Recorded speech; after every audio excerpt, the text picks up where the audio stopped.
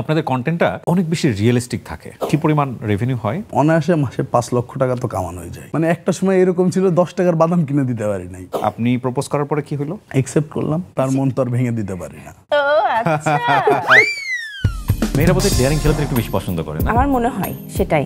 ওকে যেরকম দেখা যায় উল্টোটা আমার সাথে হয়। এত ডিপেন্ডেন্ট যদি কারোর ওয়াইফ কোনো হাজবেন্ডের উপরে হয় তাহলে তার নিঃশ্বাস নেওয়ার সুযোগ থাকে। ধরেন ফ্রেন্ডের সাথে আধা ঘন্টা আড্ডা দেবো, তার ভিতরে 17টা কল। সেলফ রেসপেক্ট একটা ব্যাপার, আমরা সংসার জীবনে এটা খুব গুরুত্বপূর্ণ। অলৌকিক শক্তি আছে যেটা আমাদের দুইজনের সম্পর্ক এক করে রাখার জন্য কাজ করে। দোয়া থাকলো এটার প্রতি কোনো কুনজর না পড়ুক। এমন কোনো সিচুয়েশন যেন স্বামী স্ত্রীর ভিতরে না আসুক, এরকম কোনো রোগ যেন কারোর ভিতরে না আসুক। তোমার কাছে কেন সবসময় হাত পাততে হবে? আমার তো নিজের একটা কিছু থাকা উচিত। আমি আমার বাচ্চাদের সময় দিচ্ছি, আমি হ্যাপি আছি। আমার নামে একটা ব্যাংক ব্যালেন্স করে দাও, আমার নামে ফিক্সড ডিপোজিট করে দাও। আমি মনে করি বাবা মার পরে স্বামী হলো তোমার একমাত্র আশ্রয়স্থল। তুমি আমার স্বামী হও, তোমার কাছ থেকে কেন টাকা নিব আমি? আজকের অনুষ্ঠানে ও হিট হয়ে যাবে, আপনি জানেন। একদম তাই, আমার কাছে তো হিট হয়ে গেছে। অনুষ্ঠানের ভিউ একটা হলো দুইটা হলো কিচ্ছু যায় আসে না। অনেক হাজবেন্ডই আজকে তাদের ওয়াইফকে বলবে এই এপিসোডটা একটু দেখো, এই এপিসোডটা একটু দেখো। আমার মন আজকে এত নরম, ও যদি 2-5 লাখ টাকা আজকে চায় এমনি এমনি দিয়ে দিবে। আসসালামু আলাইকুম প্রিয় দর্শক, আপনাদের সবাইকে আমন্ত্রণ জানাচ্ছি all time milk bread presents দার্জি কিবরিয়া শোতে।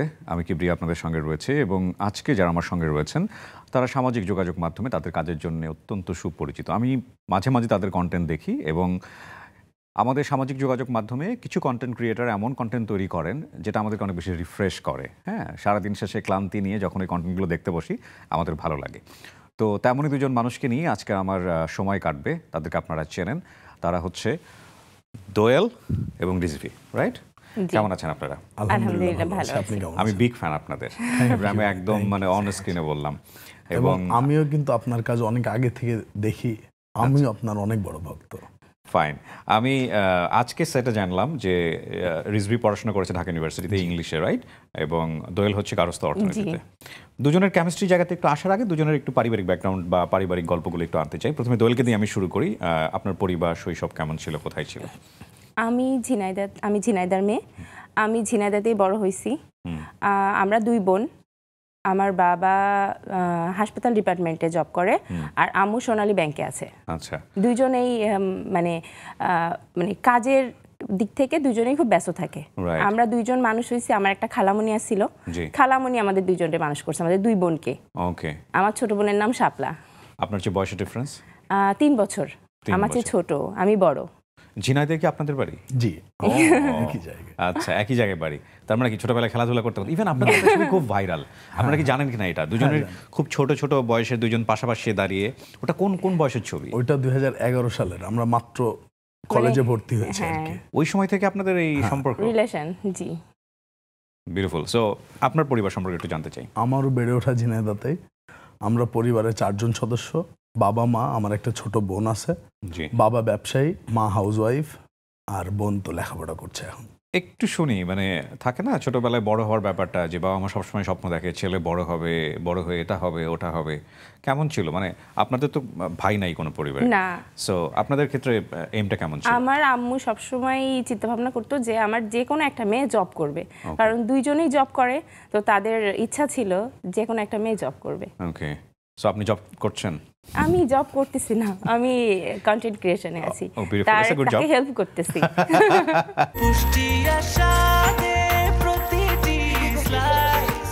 ব্রেকফাস্ট, টিফিন কিংবা স্ন্যাক টাইমে মজাদার আয়োজন মানে অল টাইম ব্রেড। পরিচয় জায়গাটা আমরা একটু আসতে চাই। আপনার প্রেমের গল্পটা আমার মনে হয় দর্শকরা অনেকেই জানে না, যেটা আমি আজকের অনুষ্ঠানে একটু বড় করে নিয়ে আসতে চাই। আচ্ছা, পরিচয়টা কিভাবে হলো আসলে? পরিচয়টা হলো আমরা স্কুল শেষ করে কলেজে একসাথে ভর্তি হই, একই কলেজে। আচ্ছা। এবং আমাদের একটা প্রাইভেট টিউটর ছিল, ওনাদের কাছে আমরা মানে বাসায় কোচিং হয় না, একটা কোচিংয়ে আমি আর ও একসাথে পড়তে যেতাম। আচ্ছা। তো ওই কোচিং এর ভিতরে সবচেয়ে অপছন্দের ছেলেটা ছিলাম আমি ওর কাছে। একদম দেখতে পারতাম না। কেন, কি করতেন আপনি? আমি খুবই দুষ্টু ছিলাম, চঞ্চল, প্রচুর দুষ্টু। আচ্ছা, মানে সবার পেছনে লাগবে। ওকে। কিন্তু সেই অপছন্দের লোকটাই যে এত ভালো লাগার একটা মানুষ হয়ে যাবে আমার, এটা হয়, কিন্তু এটা হয় এবং এই ঘটনাটা অনেকের ক্ষেত্রেই খুব কমন। সামহাও হয়। আর আমার ওর চেহারার সাথে আমার মানে স্কুল বন্ধুর চেহারার মিল আছে। ফারহান যদি দেখে থাকে, হয়তো দেখে, এখন আমার আটিতে আছে। ওকে আমি খুব একটা পছন্দ করতাম না, কারণ ও থাকে না ওই যে সবার পিছনে যেটা করা আর কি। তো পরে দেখা গেল ওই আমার সবচেয়ে ভালো বন্ধুদের তালিকায় একজন, এটা হয়ে যায়, তো পছন্দ করতেন না, রাইট? তারপর কি হলো? তারপরে এরকম ওই কোচিংয়ে আর যারা ছিল সবার সাথে আমার সম্পর্ক বেশ ভালো ছিল, জি।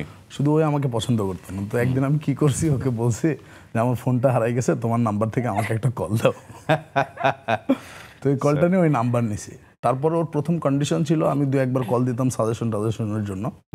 তো আমাকে বলেছিল যে কোনোদিন প্রপোজ করা যাবে না, আচ্ছা। এরকম একটা ব্যাপার। তো আমি কিন্তু প্রপোজ করি না, আপনার ধারণা লাস্টে ছিল যে ও প্রপোজ করে ফেলতে পারে, আমি করছি, পরে আমি করছি তাকে প্রপোজ। নাকি তো আপনি কেন ওকে বললেন যে প্রপোজ করা যাবে না, মানে আগে থেকেই সতর্ক ছিলেন? হ্যাঁ, যে ছেলে ফ্রেন্ড, আমরা 2 বোন মানুষ হয়েছি, মানে আমরা তো মফস্বল শহরে মানুষ হয়েছি, তো প্রেম টেম আমার আব্বু আম্মু এই জিনিসগুলো কেউ পছন্দ করবে না। তো সে ফ্রেন্ড আছে ফ্রেন্ড, তুমি যেন আবার প্রপোজ করে দিও না। ওকে। হ্যাঁ, আর বললাম না যে খুব দুষ্টু প্রকৃতির ছিল, তো দেখা যাচ্ছে ফোন কলে হয়তো এমন এমন কথা বলতো যে মনে হতো যে মনে হয় প্রপোজ করে দিবে এরকম কিছু।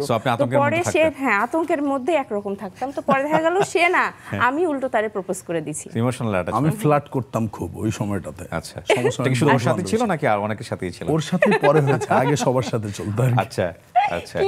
ফ্লার্ট মানে সবার সাথে একটু হাসি মজা একটু। আচ্ছা আচ্ছা, তাহলে ঠিক আছে। ও তো দেখি সিরিয়াসলি এরকম। Okay fine. ওকে, সো যেটা হলো ফ্ল্যাট করতেন, এবং ফ্ল্যাট করার পরে কি দাঁড়ালো আপনি ও আপনাকে প্রপোজ করে ফেললো, একদম। আপনি সিরিয়াস ছিলেন ওর ব্যাপারে? হ্যাঁ, আমি প্রথম বছরখানিক খুব একটা সিরিয়াস ছিলাম না। আচ্ছা। তখন মনে হয়েছে যে একদম এমনকি কলেজে উঠছে। সে হচ্ছে আমাদের দুজনের ছবি, হ্যাঁ।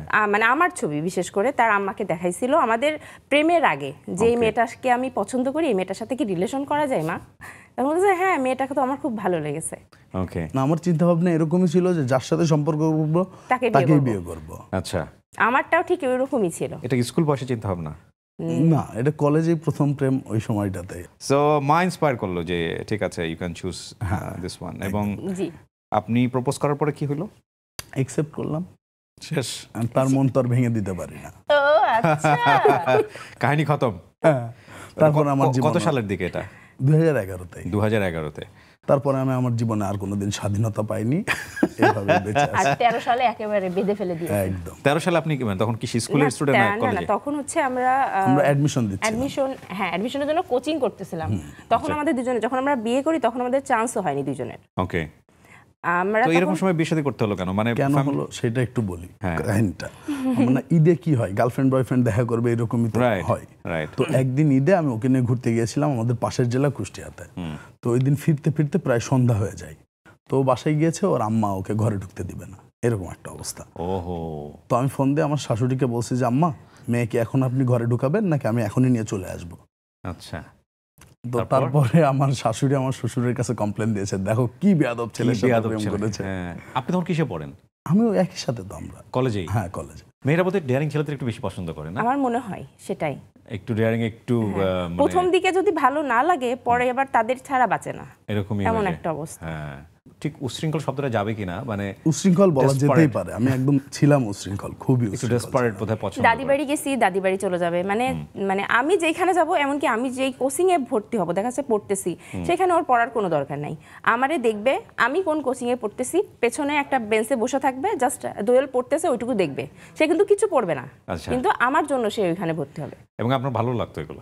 এবং কি, হ্যাঁ, আমার ভালো লাগতো, মানে খুবই ভালো লাগতো, মনে হতো যে পাইছি একজন রে, মানে সে অল টাইম আমার টেক কেয়ার করতেছে। ওকে। প্রতিদিন একটা করে রোজ দিবে। ও ওয়াও।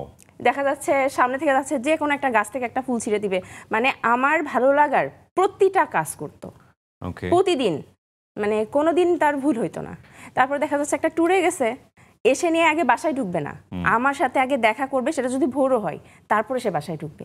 সো এটা তো শাশুড়ি আমাকে বললেন, কিন্তু বিয়েটা করে ফেললেন বোধহয় আপনারা খুব আর্লি। না, এই ইনসিডেন্টটার পরেই ওর বাসা থেকে আমার বাসায় একটা প্রপোজাল যায়, ছেলেমেয়েরা ছেলে মেয়ে প্রেম করছে, বিয়ে দিয়ে দিতে হবে। যে এরকম মেলামেশা তো ভালো না, এত ডেসপারেট হওয়াটা ভালো না। হ্যাঁ, ভালো না। তো আমার আব্বা এই ব্যাপারে একদমই রাজি ছিলেন না। তো শেষমেশ তার আব্বা ছিলেন না, আর আমার মা ছিল না। আচ্ছা। এই দুইজন হচ্ছে মানবে না যে এত কম বয়সে এদের বিয়ে দেওয়া যাবে। আপনার বাবার জায়গা থেকে কোনো কমপ্লেইন ছিল? আমার আব্বু আমারে খুব সাপোর্ট করতো, মানে মেয়ে যেটা বলবে সেটাই। সো আপনি বাবাকে কি বললেন, যে বাবা আমি যে আমি পছন্দ করি, আমি তাকে বিয়ে করব? কিন্তু বাবা বলে নাই যেটা তোমার বয়স না, বা ছেলেও কিছু করে না? বলেছে, কিন্তু আমি বুঝি নাই, আমার বিয়ে করতে হবে। কারণ হচ্ছে আমার মনে হচ্ছে যদি ভার্সিটিতে আমরা চান্স পাই, ও আর একটা জায়গায় চলে যাবে, আমি একটা জায়গায় চলে যাব, কিভাবে পসিবল? আমি তো ওরে দেখে না দেখে থাকতে পারবো না, আমি তো ওর কাছে না যেয়ে থাকতে পারবো না, এইভাবে তো লং ডিস্টেন্সটা হওয়াটা ঠিক না।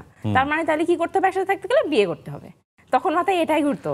মানে বিয়ের পরে কি হবে এসব কোনো চিন্তা না না, এই চিন্তাগুলো ফ্যামিলি যখন ডিসকাস করেছে তখন এই চিন্তাগুলো এসেছে। আচ্ছা, যেমন আমি তখন তো একদম বেকার ছিলাম, রাইট। তখন একটা বেকার ছেলের হাতে একটা বেকার ছেলের হাতে বাবা তার মেয়েকে কিভাবে তুলে দিবে, রাইট। তো দুই ফ্যামিলির ডিসকাশন হয়েছে যে আমরা এরকম একসাথে থাকবো, যার যার খরচ তার বাবা বেয়ার করবে। ওকে, আমরা এইভাবে আমাদের ভার্সিটি জীবন এরকম করে আপনাদের বিয়ে হলো? হ্যাঁ। ওকে, ফাইন। সো দুইজন চান্স পেলাম দুই জায়গায়। আপনি গার্হস্থ্য না কিন্তু পাশাপাশি, তারপরও হ্যাঁ পাশাপাশি হওয়ার ঢাকার কারণে মধ্যে একটা সুবিধা আপনারা হয়েছে। জিনাতে থেকে ঢাকায় আসলেন। হ্যাঁ জি। এবং আপনি স্টুডেন্ট হিসেবে ভালো ছিলেন, নইলে ঢাকা ইউনিভার্সিটিতে ইংলিশে চান্স পাওয়ার কথা না। প্রেম করলে অনেকে শুনেছি লেখাপড়া খারাপ হয়ে যায়, আপনার কি অবস্থা হয়েছিল? আমি কিন্তু লেখাপড়া খুবই কম করেছি জীবনে। আচ্ছা, মানে যেমন কলেজ লাইফে আমার এসএসসি রেজাল্টও খুব একটা ভালো না, ইন্টারেরও খুব একটা ভালো না। ও খুব ভালো স্টুডেন্ট ছিল, ও সারাদিন পড়তো কিন্তু রেজাল্ট মোটামুটি আসতো, আর আমি অল্প পড়েই দেখা যাচ্ছে ওইটা ম্যাচ করে ফেলতে পারতাম। ওকে। সো বিয়ে করলেন, বিয়ের পরে সংসার জীবনটা কেমন ছিল, মানে ইমিডিয়েট সংসার জীবনটা কেমন ছিল? ওইটা খুবই কষ্টের ছিল, কারণ ওই সময়টা তো আসলে এত অল্প বয়সে বিয়ে করা এটা একটা প্রথমত ভুল সিদ্ধান্ত, যে যেইটাই বলুক। So we are not inspiring. হ্যাঁ একদম তাই। তো ওই সময় ধরেন একটা মানুষ মাত্র ভার্সিটিতে যাচ্ছে, তার আসলে বুদ্ধি কতটুকু হইতে পারে। আমাদের ক্লাস হইতো তখন অনেক বেশি। এক্স্যাক্টলি। আর যেমন একটা হাজব্যান্ড ওয়াইফের যতগুলো নিড থাকে সেটা আসলে কখনোই বাবার কাছে ফোন দিয়ে বলে যে এই টাকা লাগবে ওই টাকা লাগবে, এটা খুবই ডিফিকাল্ট ছিল, খুবই টাফ ছিল। সো সংসার, বিশ্ববিদ্যালয়ের সংসার জীবনেও একসাথে থাকা হয় নাই? হ্যাঁ আমরা একসাথেই ছিলাম। একসাথে ছিলেন মানে একই জায়গায় ভাড়া টাড়া নিয়ে? সাবলেট থাকতাম তখন। আচ্ছা, দুইজন একসঙ্গে? একসঙ্গে। ওকে। একটা ছোট্ট রুম, ওর ভিতরে আমাদের রাইস কুকার ছিল, বেড ছিল, পড়ার টেবিল ছিল। ও ওয়াও।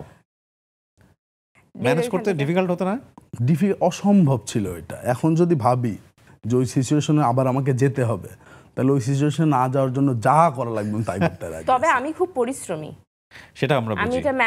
আমি এটা খুব মানে সুন্দরভাবে ম্যানেজ করতে পারতাম। রান্না বান্না, ঘরের কাজ থেকে শুরু করে নিজের পড়াটা পর্যন্ত খুব সুন্দরভাবে এটা মানে ম্যানেজ করতে পারতাম, এখনো পারি।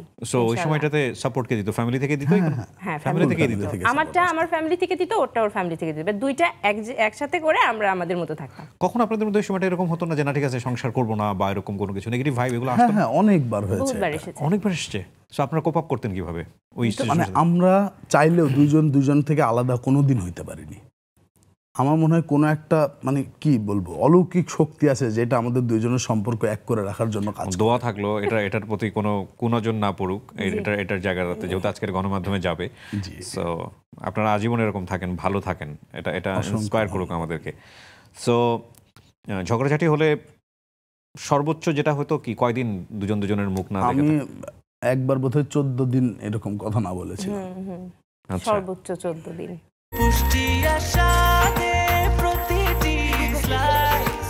ব্রেকফাস্ট, টিফিন কিংবা স্ন্যাক টাইমে মজাদার আয়োজন মানে অল টাইম ব্রেড। কোনো চাপ অনুভব করতেন কিনা? লাইক বিশ্ববিদ্যালয় জীবনে আমরা যারা পড়াশোনা করি, আমাদের একটা বিশেষ করে আর্টস ফ্যাকাল্টিতে তাদের একটা মোটা দাগে স্বপ্ন থাকে বিসিএস অফিসার হওয়া বা সরকারি চাকরি করা। আবার যেহেতু বিয়ে শাদীও করে ফেলেছেন, সুতরাং ক্যারিয়ারের দ্রুত সেটেলমেন্টে যাওয়াটাও জরুরি। কোনো চাপ অনুভব করতেন কিনা ওই সময়টা? না, এই দিক থেকে আমি ক্যারিয়ার ওরিয়েন্টেড কোনো চাপ কোনোদিন অনুভব করিনি, কারণ আমার বাবার প্রথম কথা ছিল যে তুমি ভার্সিটি শেষ করে মাস্টার্স শেষ করে প্রথম দিনে এসে আমার ব্যবসায় যোগ দিবা। কিসের ব্যবসা? আমাদের কাঠের ব্যবসা এবং কনস্ট্রাকশন বিজনেস আছে। ওকে। সো আমি বিসিএস এর কোচিং করার খুব চেষ্টা করেছি, আমরা দুইজনই ভর্তি হয়েছিলাম একটা কোচিং এ, একটা দিনও আমরা ক্লাস করতে পারিনি। আপনার তো জবের চিন্তা ভাবনা ছিল বোধহয়? ছিল। তো জবে গেলেন না কেন? ওই যে সে চলে গেল একদিকে, সেই কারণে আমার আর ওইটা হয়ে আসি না। তারপরে হচ্ছে আমরা একটা বেবি প্ল্যানিং করি, এটা হচ্ছে 2020 সালে, যার ভিতরে যে করোনার প্রাদুর্ভাবটা খুব বেশি থাকে। তো যখন বেবি হয়ে যায়, ঘরের ভিতরে যে থাকবে এই সময় বা বাইরে যেতে হবে না, সো বেবিকে সময় দেওয়া যাবে। রাইট।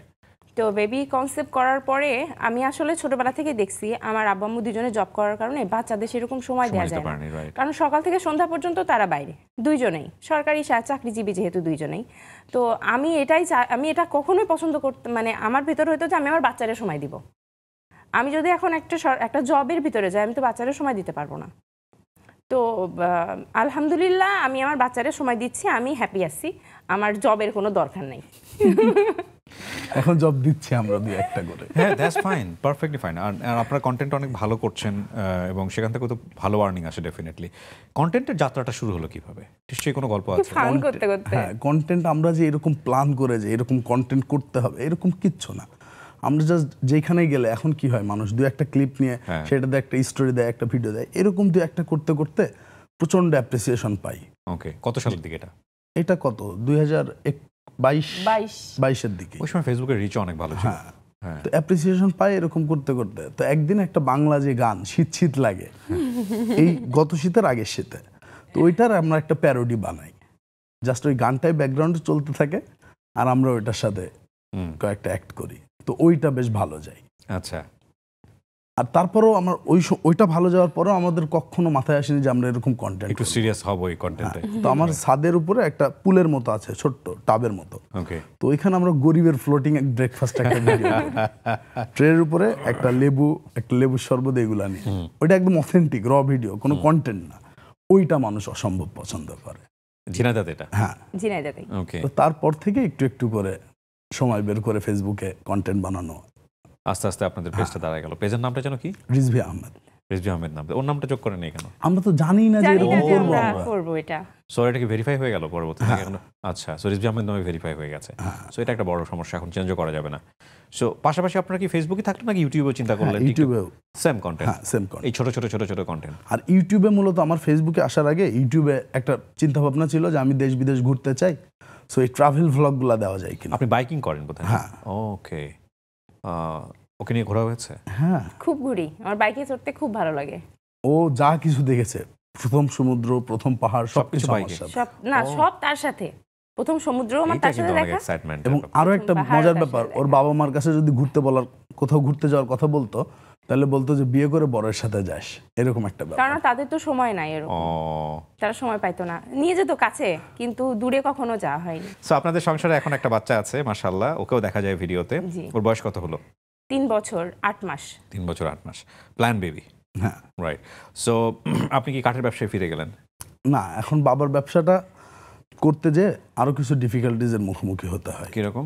যেমন আমার বাবা খুবই ডমিনেটিং, তার ব্যবসা সে যেভাবে রান করতে চায়, তার একটু এদিক সেদিক গেলে সে পছন্দ করবে না। পছন্দ করবে না।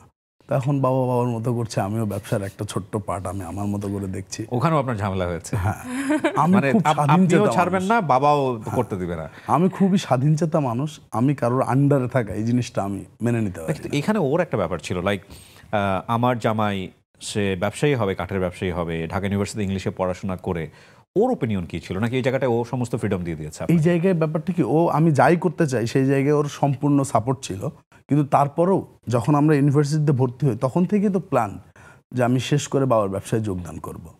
তো এইখানে ওর ডিফারেন্ট কোনো ওপিনিয়ন ছিল না। আমি যদি ভুল না করে থাকি, কয়েকটা জায়গায় বোধহয় এরকম হলেও হতে পারে আপনাদের। লাইক আপনারা তো নিশ্চয়ই প্ল্যান করে বিয়ে করেন নিজে, দেখো আমি বিয়ের পরে এটা থাকবো, এটা হবে, আমার ক্যারিয়ার এটা হবে, হয়ে গেছে। আমরা একসাথে বড় হয়েছি। রাইট। কিন্তু আমাদের সমাজে কি হয়, বিয়ের আগে বয়ফ্রেন্ড গার্লফ্রেন্ডের জায়গা থেকে হোক ফ্যামিলি স্ট্যাটাস দেখা হয়, বিয়ের পরে তার ক্যারিয়ার কি হবে, সে কোথায় থাকবে, সংসারে থাকবে কি থাকবে না, এগুলো সমস্ত কিছু সেটেল হয়ে তারপরে বিয়ে শাদী হয়। আপনাদের ক্ষেত্রে তো বিষয়টা হয় না, মানিয়ে নেওয়ার ব্যাপার ছিল ডেফিনেটলি দুই পরিবারের কাছে। আচ্ছা, ওকে। আপনার কাছে সবচেয়ে চ্যালেঞ্জিং কি মনে হয়েছে? ও তো বললো যে কাউকে কখনো পরামর্শ দিবে না ছোট বয়সে বিয়ে করার। প্রচুর রাগ, কিন্তু মানে দেখে তো মনে হয় ক্যামেরাতে না। মানে সবাই আমাদের যেরকম দেখে, মানে আমি ওকে মানে ওর উপর অত্যাচার করতেছি, কিন্তু আসলে কিন্তু ওরকম মোটেই না, ও কিন্তু প্রচুর রাগী। আচ্ছা। এবং ওকে যেরকম দেখা যায় উল্টোটা আমার সাথে হয়। ওকে। হ্যাঁ, সেটা আমার মাঝে মধ্যে আমি নিজে যখন দেখি না, নিজেই অনেক হাসি যে আসলে তো এটা না না, কিন্তু দেখো আমার এটা করা লাগতেছে, কি ফানি না, ক্যামেরায় হলেও তো করতে পারছি তোমার সাথে এটা। রাইট। ফাইনালি আপনারা এখন যখন আপনাদের কন্টেন্ট দেখেন, মানুষজন আপনাদেরকে চেনে, রাস্তাঘাটে যখন যান, এই আপনাদের দেখেছি ভিডিও, কেমন লাগে? খুবই ভালো লাগে। প্রথম আরো বেশি ভালো লাগতো, এখন একটু সমস্যা হয়। যেমন সেদিন আমার বোন অসুস্থ, আমি হসপিটালে গিয়েছি, একজন মহিলা আমার এইরকম হাত ধরে টানছে যে ভাই দাঁড়ান আপনার একটু দেখি। এই জিনিসটা খুবই বিরক্তিকর। তখন আমরা অলরেডি এমন একটা সিচুয়েশনে আছি যে তখন মাথায় ওরকম কিছু কাজ, তখন দেখা যাচ্ছে এই জিনিসগুলো একটু বদার করে। হ্যাঁ, ডেফিনেটলি করে। তবে মানুষ অসম্ভব ভালোবাসে। যেমন আমরা কোথাও যাচ্ছি, একটা দোকানে দাঁড়াইলে দোকানদার 2 ফানা কলা গাড়িতে তুলে দেয়। হ্যাঁ, এটা তাদের ভালোবাসা। পারফেক্ট। এবং আমরা সেটা খুব ভালোভাবে অ্যাকসেপ্ট করি, আমাদের ওইটা খুব ভালো লাগে। তো আমি যেই প্রফেশনে থাকতাম না কেন, কতটুকু সফলতা ব্যর্থতা সেই গল্পটা আলাদা, কিন্তু এইখানে যে মানুষের ভালোবাসা পাওয়া যায় যে পরিমাণ, ট্রু, এইটা মানে বর্ণনাই করা যাবে না। অ্যাবসলিউটলি না, definitely I know the pulse. So আপনি ঝিনাইদহতে ফিরে গেলেন এবং ইউনিভার্সিটি পাশ করার পরে মাস্টার্স করা হয়েছে, মাস্টার্স করে আপনি ঝিনাইদহতে ফিরে গেলেন। আপনার কেমন লাগে এই পৈতৃক ব্যবসা নিয়ে থাকা? আমার খুব একটা ভালো লাগে না। ভালো লাগে না? তাহলে আপনি কি হলে ভালো লাগতো? আমার নিজের আরও প্ল্যান আছে, যেমন আমার ছোটবেলা থেকেই যেহেতু বিজনেস ব্যাকগ্রাউন্ডে আমার ফ্যামিলি, তো আমি কোনোদিন চাকরিটা অপশন হিসেবেই নিই নাই। আচ্ছা, যে চাকরি করা যেতে পারে বা চাকরি মাথায় করব, ছিল না এটা? জীবনেও ছিল না। আচ্ছা, সো আমি যখনই ব্যবসা নিয়ে চিন্তা ভাবনা করি, তখন 2-4টা আরও স্টার্ট আপ নতুন প্ল্যান আছে, সেইগুলা নিয়ে যদি সাকসেস হইতে পারি ওই স্টার্ট আপ কেন্দ্রিক, ওকে, বিউটিফুল। তখন সেটা আমার ভালো লাগে। Perfect. আমার মনে হবে যে হ্যাঁ, এইটা সফলতা। দিন শেষে আপনারা আপনাদের ক্যারিয়ার নিয়ে ডিসকাস করেন না, নাকি সবকিছু সংসার নিয়ে? এই আজকে নুন নাই, তেল নাই, চুলো এরকম? হ্যাঁ, কেরিয়ার নিয়ে অবভিয়াসলি ডিসকাস করি। হ্যাঁ, ডিসকাস হয়। সেক্ষেত্রে ওনার কোনো চাওয়া পাওয়া থাকে না? ও গার্হস্থ্য অর্থনীতিতে পড়াশোনা করেছে, নাকি ওর জায়গা থেকে একদম আপনি ও ডিসিশনালি অ্যাকসেপ্ট করেছে, ফাইন আমি সংসারই করবো, বাট ও তো চাইলে নিজের ক্যারিয়ার করতে পারে? আমি 100 বার এটা তো বারবার ওকে বলি এবং যে সে তুমি এখনো করো। আমারে বলে, যেমন ও যেমন রিলেটেড আর্ট নিয়ে লেখাপড়া করেছে, ওর কিন্তু অনেক গুণ। ও টাইডাই থেকে শুরু করে ব্লগ, বাটিক, ফ্রেম, এই জিনিসগুলো করতে পারে। আমি বলছি যে ওরে একটা স্টার্ট আপ তৈরি করে দিই, আমাদের এলাকায় যে মহিলাগুলো আছেন হ্যাঁ, ওনাদের একটা কর্মসংস্থানের ব্যবস্থা হবে, ও প্রোডাকশনে যে ওই জিনিসগুলো সেল করা উচিত আপনার। আর আপনি ব্লেজিং কেন বলছি, আপনাকে মানুষ চেনে। সো আপনি যখন একটা প্রোডাক্ট নিয়ে দাঁড়াবেন, অটোমেটিকলি আপনি অনেক কাস্টমার পেয়ে যাবেন। সো এটা কিন্তু কাজে লাগানো উচিত। ইনশাআল্লাহ। এবং এটা আমরা লাগাবোই। যেমন ও শুধু একটা জিনিস বলে যে আমার নাম রিজভি, ওর নাম দোয়েল, আরডি নিয়েও একটা কিছু করতে চাই। বিউটিফুল। ও এই ব্র্যান্ডটা আরডি, এই ব্র্যান্ডটা এস্টাবলিশ করার আমার ইচ্ছা খুব খুব। ইচ্ছা, এটা ইনশাআল্লাহ, নিয়ে কিছু একটা করবো আমরা দুইজন। ইনশাআল্লাহ। আবার একটা দুর্ভাগ্যের ব্যাপার, সেটা হলো যেমন আমরা পেজটা করেছি, পেজে শুধু আমার নাম, ওর নাম নাই। হ্যাঁ, এটাও একটা খারাপ লাগার জায়গা। ও তো একটা দিনের সিংহভাগ সময়, অনেকটা সময় দিতে হয় পেজের পিছনে। কিন্তু আমার একটুও খারাপ লাগে না। আমার খারাপ লাগে। আপনাদের এরকম হয় না যে দুজনের সাংসারিক জীবনে মনোমালিন্য চলছে, খুবই মানে দুজনের যেটা বলে যে কাছে ঘেসছেন না, কিন্তু এখন একটা কন্টেন্ট তৈরি করতে হবে এবং খুব হ্যাপি একটা কন্টেন্ট তৈরি করতে হবে? আমরা জীবনেও এরকম করিনি। যা করেছেন সব ন্যাচারাল ওই সময়টাতে। মানে কন্টেন্ট তো একটা স্ক্রিপ্টেড জিনিস, Right. ওইটা যেরকম হয় সেরকমই। বাট আমরা কোনোদিনও যে ভালোবাসার অভিনয় করতে হবে কেন, এটা জীবনে করি নাই। এটা কখনো করেন নাই। দ্যাটস রিয়েলি ফ্যান্টাস্টিক, কজ ওই ভিডিওটা দেখার পর আমার কাছে মনে হয়েছে যে না, this people are really natural. যখন আপনি হাসপাতালে গেলেন, আপনার শরীর সুস্থ এখন? ওই রকম সময় যেন আল্লাহ কোনো স্বামী স্ত্রীর ভেতরে না দেয়। এইটা যে কত পেইনফুল, কারণ আমি মনে করি বাবা মার পরে স্বামী হলো তোমার একমাত্র আশ্রয়স্থল। মানে সে মাথার পরে আছে, তুমি ওকে আসো, সে তোমার লাইফে আছে, তুমি ওকে আসো। সে যদি না থাকে তাহলে আমার পুরো দুনিয়াটা অন্ধকার লাগে। আজকালকের ছেলেমেয়েরা তো এভাবে চিন্তা করে না। আমি করি, কেন জানি না, তবে আমি করি।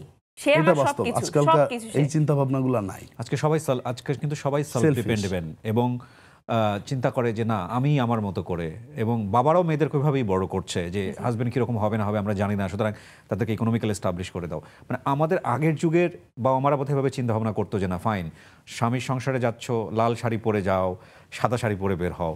কিন্তু এখনকার কিন্তু এই থটগুলো অনেক চেঞ্জ হয়ে গেছে। তবে এই থটটাই কিন্তু সঠিক, মেয়েদের আসলে ইন্ডিপেন্ডেন্ট তাহলে হওয়া আমি উচিত। মনে হয় সেকেলেই আসি, এখনো এই কালে আসতে কেন আপনাদের পারিনি। চমৎকার একটা ব্যালেন্স আছে। ও চাচ্ছে যেটা আপনার জন্য ভালো, আপনি চাচ্ছেন যেটা ওর জন্য ভালো। এটাই আসলে সংসার হওয়া উচিত।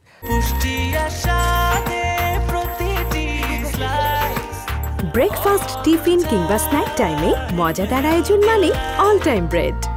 সো পুরোনো দিনের কথাবার্তা কখনো আপনারা স্মৃতি রোমন্থন করেন না? বসে আড্ডা দিচ্ছেন যে দেখো আমাদের জীবনটা এরকম ছিল, এরকম সব সময় একটা ছোট্ট কম্পার্টমেন্টের মধ্যে লাইফ কেটেছে, ছোট্ট একটা অ্যাপার্টমেন্ট, সাবলেট থাকতাম। হ্যাঁ, এমনকি ঢাকাতে আসি যখন, আমরা তো ঝিনাইদহে থাকি, তখন বলি চলো আমরা যেই বাসাটায় থাকতাম চলো ওইখানে যাই, দেখে আসি, যে একটু দেখে আসি, আন্টির সাথে একটু কথা বলে আসি। আমরা যেখানে বসতাম সেইখানটাতে একটু যাই। ওর বিশেষ করে আমার ক্যাম্পাসে তো ওইভাবে ঢোকা হতো না, কারণ সবই মেয়ে, গার্লস অর্থনৈতিক কলেজে। তো ওর ওইখানেই মূলত যাওয়া হতো, ঢাবিতে। তো ওইখানে টিএসসি থেকে শুরু করে, যেখানে হাকিম চত্বর থেকে শুরু করে যেখানে যেখানে যাইতাম, মাঝে একটা দিন আসছিলাম, ওর ডিপার্টমেন্টের সামনে গেছিলাম, আমার ছেলেরে দেখালাম যে দেখো এইখানে তোমার পাপা পড়তো, এটা হচ্ছে তোমার পাপার স্কুল। হ্যাঁ, এইভাবে ওরে দেখাইছি। তখন বললো কি আমি এখানে পড়তে চাই। বললাম ঠিক আছে, পাপার মতো অনেক পড়াশোনা করতে হবে, তুমি এইখানে আসবা ইনশাআল্লাহ। মহসিন হলে ছিলেন আপনি? জি, আমার হল। আমি অ্যাটাচ ছিলাম কিন্তু হলে থাকিনি। ও আচ্ছা, হলে তো থাকেন নাই আপনি, রাইট। তবে একটা জিনিস আমি শেয়ার করতে চাই, আমরা যখন যেহেতু একটা ছোট্ট অ্যাপার্টমেন্টে একটা রুমে থাকতাম, তো বদ্ধ বদ্ধ লাগতো। তো প্রতিদিন দেখা যাচ্ছে ওর ক্লাস শেষ হয়ে আমার ক্লাস শেষ হয়ে আমরা দুইজন ঘুরতে বের হইতাম। তখন তো খুবই অভাব ছিল, তো এরকম হয়তো যে টিএসসি যাইতে আসতে 80 টাকা রিক্সা ভাড়া লাগতো। রিক্সা ভাড়া যদি আমি দিতাম, লুচি ডালের টাকা ও দিত শ্যাডোতে। আবার রিক্সা ভাড়া যদি ও দিত, তাহলে লুচি ডালের টাকা আমি দিতাম। ওইটা ছিল আমাদের একদম গোটু নাস্তা, প্রতি বিকালে লুচি ডাল আর এক গ্লাস লেবুর শরবত খাইতেই হবে। জীবনে এগুলাই কিন্তু সবচেয়ে বড় অর্নামেন্ট। আপনি সময় চলে যাবে, দেখবেন যে এই মেমোরিগুলো হয়তো বা মনে করবেন এবং অন্যরকম একটা বেটার ফিল পাবেন, এটি স্বাভাবিক।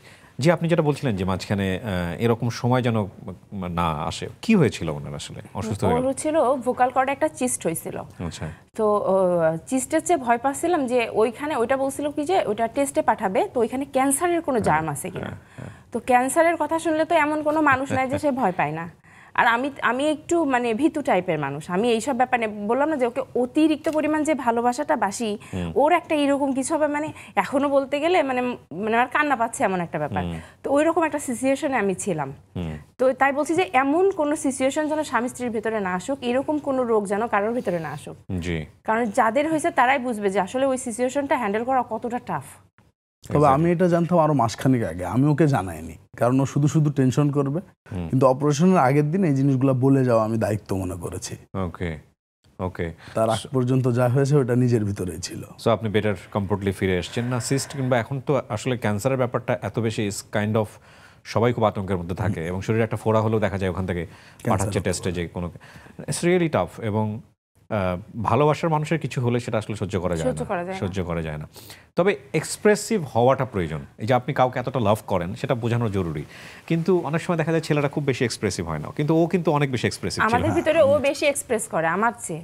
মানে আজকে সব এক্সপ্রেস করে দিচ্ছে। হ্যাঁ, আজকেও করছে। আমি জানি না যে কিবরিয়া ভাইয়ের কি জাদু আছে, কিভাবে আমার বউয়ের ভিতর থেকে প্রশংসাগুলো বের করে নিয়ে আসছে আমি জানি না।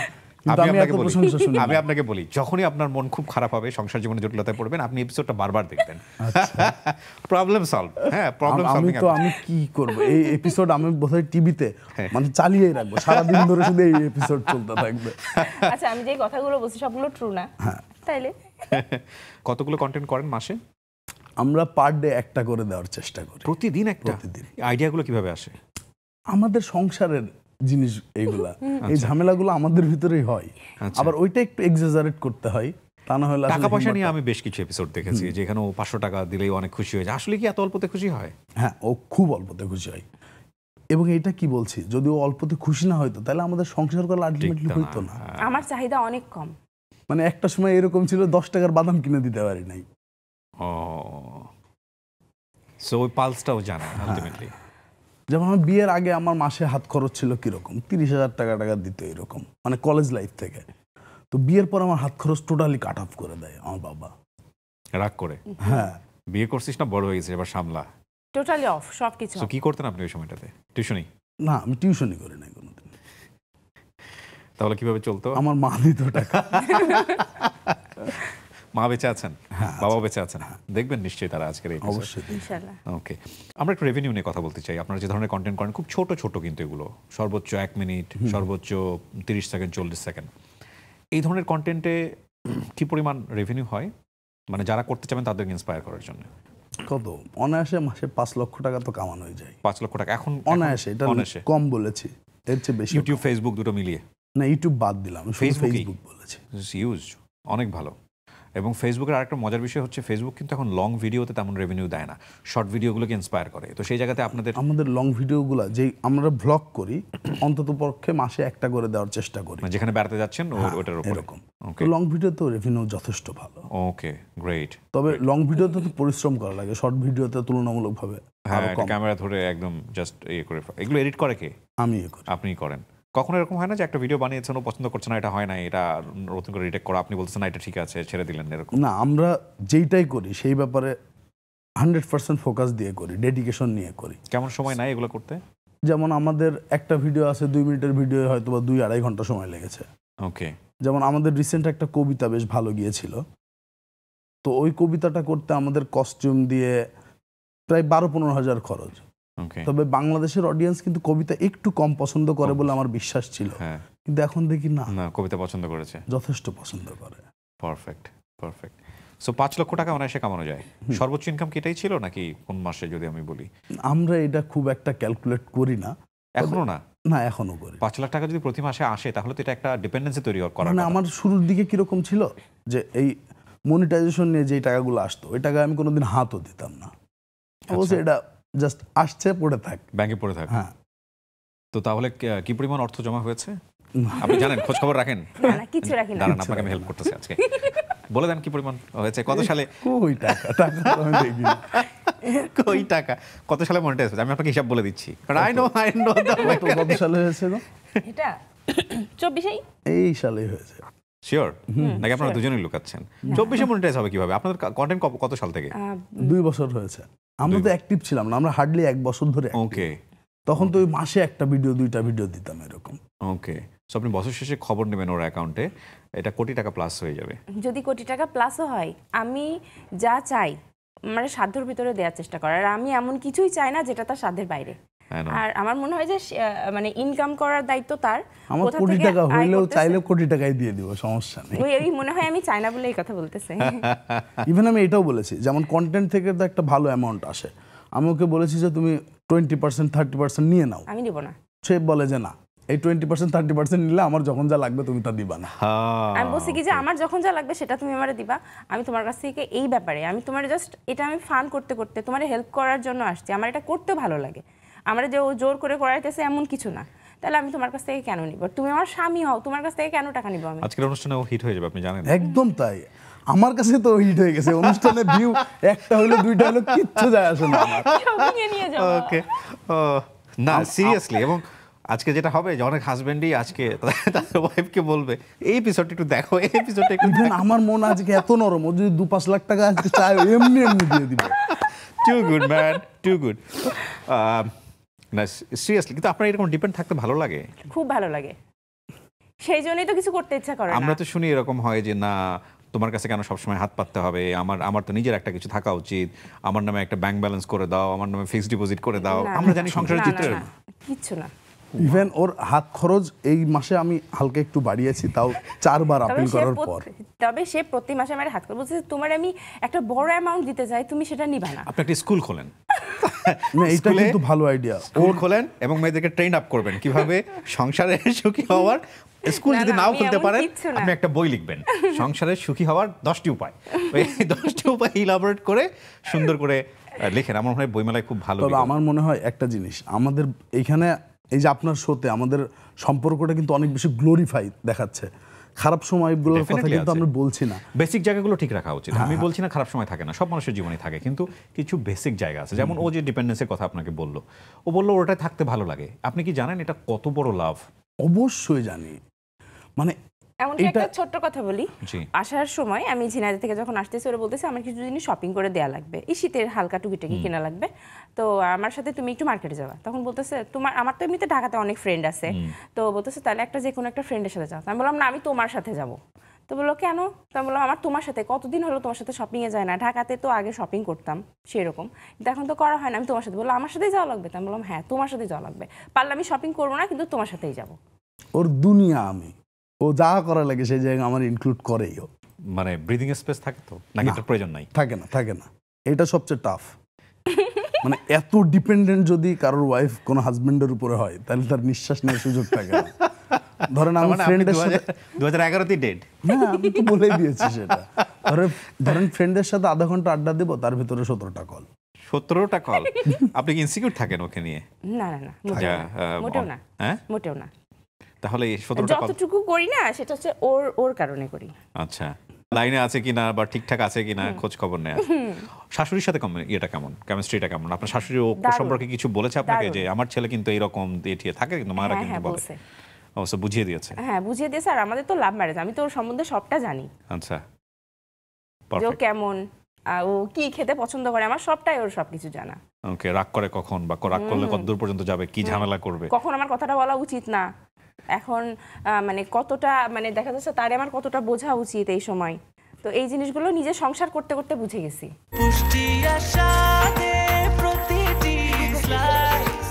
ব্রেকফাস্ট, টিফিন কিংবা স্ন্যাক টাইমে মজাদার আয়োজন মানে অল টাইম ব্রেড। আপনাদের কন্টেন্টটা অনেক বেশি রিয়েলিস্টিক থাকে। মানে লাইক এটা তো আমার গল্প।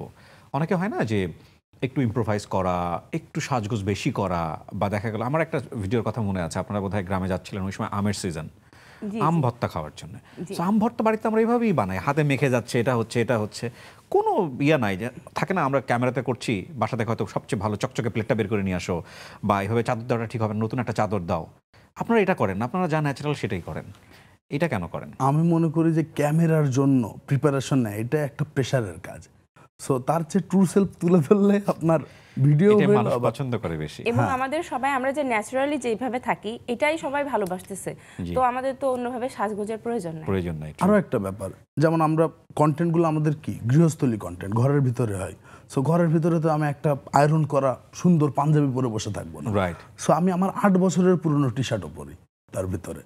এবং এইগুলা মানে যেই রকম থাকা হয় সেই রকম দেখানোটা আমার মনে হয় সবচেয়ে বেশি ভালো। সেলফ রেসপেক্ট একটা ব্যাপার, আমরা সংসার জীবনে এটা খুব গুরুত্বপূর্ণ।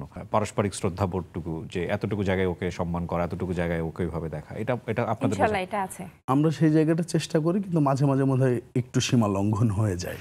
সেটা বুঝতে পারলে ঠিক আছে। সীমা লঙ্ঘন আমরা সবাই করি, কিন্তু আমরা বুঝতে পারলে ঠিক আছে। হ্যাঁ, সীমা লঙ্ঘন করে ফেলেছি, আবার ব্যাক টু দ্য তখন সে আমারে বুঝাই দেয়, আমিও তারে বুঝাই দেই, দেন আবার সব ঠিক হয়ে যায়। ডিসিশন মেকিং কে করে, মানে ফাইনাল ডিসিশন মেকিং পরিবারে? সে সবকিছু সে, মানে ভিডিও তো দেখিছো ওকে, কিন্তু আলটিমেটলি সব উল্টা। না, আমার কেন জানি মনে হয় যে ধরেন একটা সিদ্ধান্ত নেওয়া হবে, সেটা আমার বাইরে হলে মনে হয় আমি কন্ট্রোল হারিয়ে ফেলছি। ওকে। সো সেইটা একদম প্রমিনেন্ট হইতে হবে, যে এরকম আমি চাই। কারণ যে কোনো একটা টিমই, ধরেন স্বামী স্ত্রী একটা টিম, এই জায়গায় একজন লিডার নিয়ে যদি সে পথ প্রদর্শক না হয়, তাহলে আমার মনে হয় যে সেই গাড়ি চলাটা মুশকিল, অ্যাক্সিডেন্ট হওয়ার। কিন্তু ওর নিশ্চয়ই ওর পালসটাও আপনি বোঝেন ডিসিশন আমরা নেওয়ার ক্ষেত্রে। ডিসকাস করি, এবং কেন আমি এটা সিদ্ধান্ত নিচ্ছি তার পিছনে সাপোর্টিং ডিটেলস থাকে, যে এই কারণেই এই সিদ্ধান্ত আমাকে নিতে হচ্ছে। আর আমার মনে হয় ওর লিডার পাওয়ারটা খুব ভালো। ফ্রেন্ড সার্কেলেও সে লিডার, ফ্যামিলিতেও সে লিডার, সব জায়গাতেই লিডার। তো এটা খুব সুন্দরভাবে মেইনটেইন করতে পারে। বডি ল্যাঙ্গুয়েজ, মুভমেন্ট, এগুলো কিন্তু অনেক বেশি ইমপ্রেস করে সারাউন্ডিংকে। সামহাউ ইউ আর গিফটেড, যে কারণে হয়তো বা গোফটা রাখা কি আপনার চিন্তা ভাবনা করে রাখা? গোফটা আমি যখন বিয়ে করতে যাই তখন মানুষ হাসাহাসি করছিল, এই না যে বড়র গোফও নাই, মাত্র এই যে পিউবার্টি যেরকম হয়। ওকে, রাইট। সো আর এমনিতে আমার বিয়ার্ড কিন্তু এইদিকে নাই, রাইট। সো আমার মোস্টটা আমি তারপর থেকে ওই যে গ্রো করছি, তারপরে আর ফেলেননি। আমি দোয়া করি আপনাদের জন্য, মন প্রাণ উজাড় করে, যে আপনারা এরকমই থাকেন এবং হ্যাপি কাপল হন। আমরা হয়তো অদূর ভবিষ্যতে অথবা অনেক দিন পরে আরেকটা আড্ডা দিব, যখন আপনারা বৃদ্ধ হয়ে গেছেন, এবং এই অনুষ্ঠানের রিক্যাপ করে, হ্যাঁ, যে আপনারা সারাটা জীবন এভাবে কাটিয়েছেন। ইনশাআল্লাহ। আপনাদের সন্তানদের জন্য দোয়া, সংসারের জন্য দোয়া, এবং কন্টেন্টের জন্য দোয়া। অনেক ভালো থাকবেন আপনারা। অসংখ্য ধন্যবাদ আপনাকেও। দোয়েল, পারফেক্ট, ইনশাআল্লাহ। ওকে। আমরা শেষ করছি প্রিয় দর্শক এবং শ্রোতা। আজকে যারা আমাদের সঙ্গে ছিলেন তাদেরকে আগাম অনুষ্ঠানের আরও একবার আমন্ত্রণ জানিয়ে শেষবেলায় মনে করে দিচ্ছি, আমাদের অনুষ্ঠানটি আপনারা দেখতে পাবেন নেক্সাসের ইউটিউব চ্যানেলে এবং ফেসবুক পেজে। আজকের মতো এই পর্যন্তই। সালামু আলাইকুম।